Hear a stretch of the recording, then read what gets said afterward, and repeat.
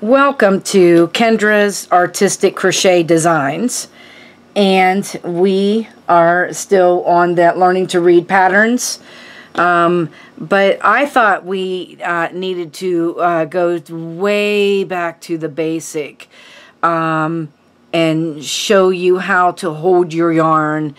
And well, I'm going to show you how I hold my yarn, and show you how to make a slip knot and how to chain. So that is what we are doing today. As far as holding the yarn, I hold my yarn this way. So I go in this one and like this. Okay? But there are different ways to hold this yarn. And you have to figure out how you want to hold your yarn. Some people don't even hold the yarn. Some people just put it around their hook and, you know, they hold it this way. They hold it this way. This is the way I learned how to hold my yarn and the way my grandmother taught me. But that's how I've held my yarn for 48 years. So I don't know. There are different ways that people do it, though. And like I said, you have to figure out your way of holding your yarn that is comfortable for you. And then once you get to that point that you can control, you need somewhere to control this. You know, anyway, and once you get to that point, then, so you just have to play with the yarn and figure out what is best for you. All right, so I'm going to show you how to make a slip knot. So you just take and put your yarn, I like to loop it here like this. Then you're going to take this loop and you're going to put it on top of the other yarn right here, and then just take your hook and go in there and pull that out and then pull it through.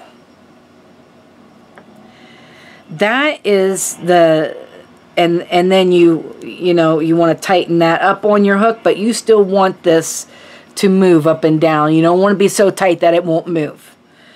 So also, this part of the hook is your size.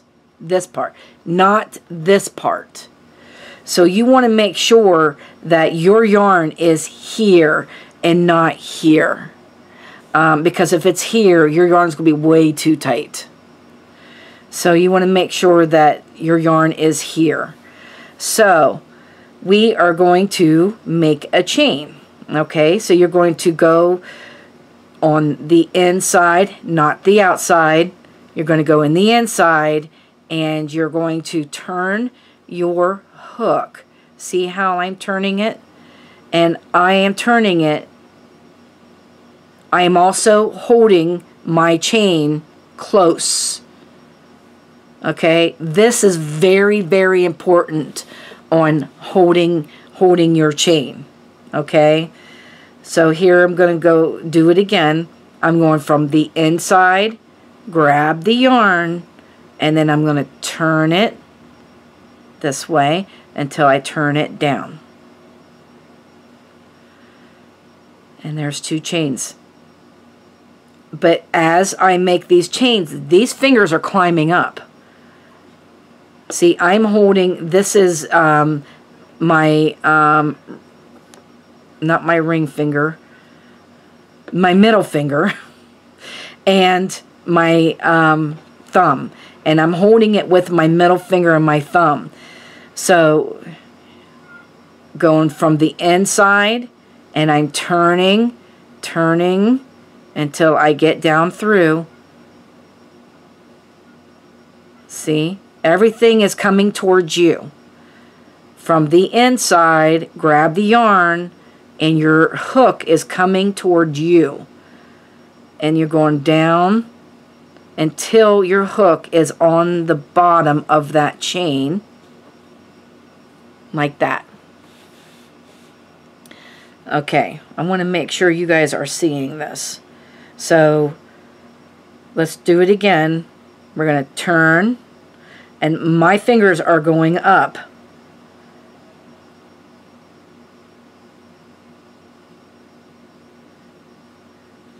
That is the most important thing, that your fingers climb up.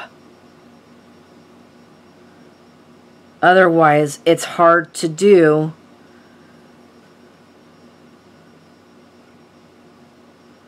And we do a few here.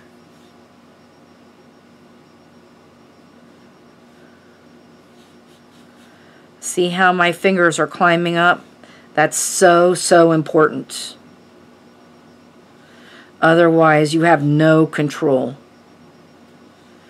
You've got to have control over the yarn. Show the yarn who's boss.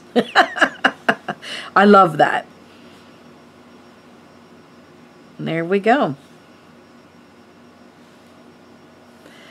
And there's our chain.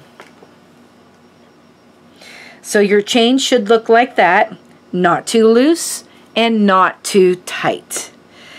Because if it's too tight, you're not going to be able to work into that chain. You're going to need to be able to work into that chain. So I'm hoping that you can see this.